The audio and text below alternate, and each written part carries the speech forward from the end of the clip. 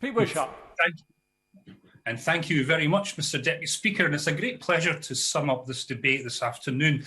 My only regret, of course, is that I'm not in the chamber to deliver this speech personally, as I always, as you know, enjoy my little exchanges and interventions from my friends on the Conservative benches. And listening to their contributions today, it is frustration that I can only send them all my love to them virtually.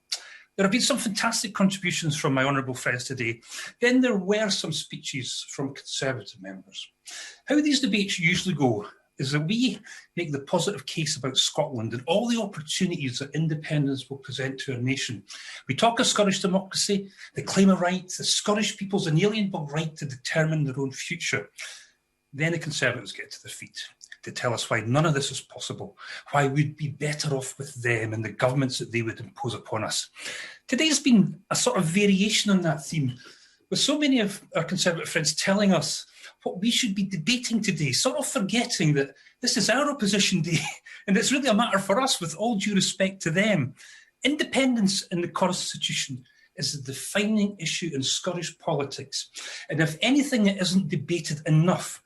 When asked in the latest STV poll, independence was rated the most important issue that would influence the choice of the Scottish people at 44%. And my honourable friend, the member for Edinburgh East, is spot on when he said that when it comes to how we recover from COVID, undoubtedly the most important issue in Scotland, we need the full powers of independence to fully secure the recovery that Scotland requires. I always wonder just what exactly the Scottish people think when they watch these debates and some of the curious views of Conservative members. I'm sure they find it all very amusing and bewildering. One of the reasons we bring these debates is to allow the Scottish people a glimpse of the thinking of the Westminster Tories on our nation. And our friends are in fact the biggest recruiting sergeants we have. And I thank all of them once again for all their efforts and for everything that they do for the cause of Scottish independence. Their efforts won't be forgotten, and in a few short years, the Independence Cross First Class will be awarded to everyone from the Honourable Member for Eastleigh to the Honourable Member for Bolsover. And if I can, I will personally present them myself. The choice that will be offered to the people of Scotland in the next few weeks is, who do you want to run our beautiful country? You, not you, Mr. Deputy Speaker, but you, the people of Scotland, who live and work here, or them, Boris Johnson's Conservatives and all their Brexit horror. I was trying to discern from their speeches just what exactly they still have to offer Scotland. Listening to them today, it's quite clear that their union has run its course and it simply has absolutely nothing more to offer the Scottish people. There is no positive vision for Scotland in their union, nothing more to offer, nothing more to give. But the key thing in all of this is the future, and that Scotland must secure what it votes for. Democracy must be everything to us. Scotland must have the right to choose and define its own future. In the past few months, the government have tried to suggest to the people of Scotland that their democracy can be ignored and rejected, as they consistently assert that they won't agree to participate in another referendum. All the lofty ideals of 2014 of leave the UK, not leave the UK, of near federalism, of we love you, please stay, has descended into this: we will keep you as part of this union against your will. The next slogan for the next election could well be, Scotland, we have nothing to offer you but our chains.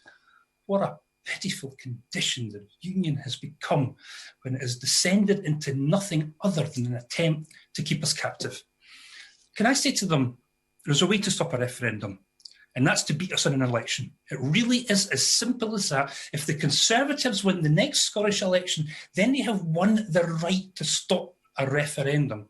But they're not considering stopping a referendum simply through democratic means. And this is where it all starts to become deeply troubling. Their main means of stopping a referendum is to ignore and to bypass democracy, to impose their will, to ignore elections and democratic outcomes, to say no to a majority. Mr. Deputy Speaker, what a dreadful place to be, even for this Conservative government with its cavalier disregard to so many democratic principles. But they also know it's unsustainable. You cannot keep a nation in a political union in the 21st century against its will. And even they know that. When their union becomes a prison, it has simply failed. They also know that saying no does nothing other than drive up support for independence even higher. If the SNP win a majority in May and replicate the conditions of 2011, they know it is game over. So whilst they are saying they are ruling out a referendum, they continue to prepare for one. We've seen the resources being ploughed in, and we see the capacity they are building. And we see it in every piece of election material that's going through every door in Scotland just now, where they tell us that only for voting the Scottish Conservatives can you stop an independence referendum. A curious strategy when they've supposedly ruled out that referendum. But today, and I concede this, it's actually been a bit more encouraging. Looking at their amendment and listening to them very carefully, none of them have actually ruled out a referendum and our nation's right to choose, other than, curiously, the Labour member for Edinburgh South. And there's this weird tension that runs through everything they're doing just now. And we need only look at the demise of their union unit to see that in all its glory. Essentially, they are conflicted as to whether to behave more consensually towards us or whether to continue to attack and undermine us. They really don't know whether to cuddle us or whether to clobber us. Their union unit was the front line between the cuddlers and the clobberers, and it was so dysfunctional that even after its demise, I still don't know who actually won that battle. 1 minute it's full frontal, the full Malky unionism, an attack on our institutions, a constraining of our democracy, a disregard for our legislation. But they know this aggressive, sink the heat unionism has been an absolute disaster for them. The Scottish people very much cherish their parliament. They see attacks on it as attacks on themselves. And then comes the cuddling. They now seem intent on getting us to love them by covering the country in Union Jacks as a sign of their largesse. Nothing could be more designed to irritate the Scottish people than that. When I first heard of this, I thought it was some sort of grotesque joke, but they're actually serious about this. Now, I don't know who advises them in all this nonsense, but all I can say to our agents and sleepers in Whitehall is you're doing a great job. It will soon be time to come on. So May will be the great independence election. And I know they're encouraged by a couple of opinion polls showing support for the union coming back a bit, and they're taking such delight in the one today which actually asks the Brexit question, not the independence one. So this is going to be an election about our future. So I would say to them, let's be constructive. Let's work together with the principle of democracy at the heart of everything we do together. If it's clear that the Scottish people want to secure the referendum and independence, let's respect that. If they win in May, they earn the right to stop a referendum. If we win with the backing of the Scottish people, that must be respected too. Beyond democracy, there is only chaos. Let's all agree to be democrats.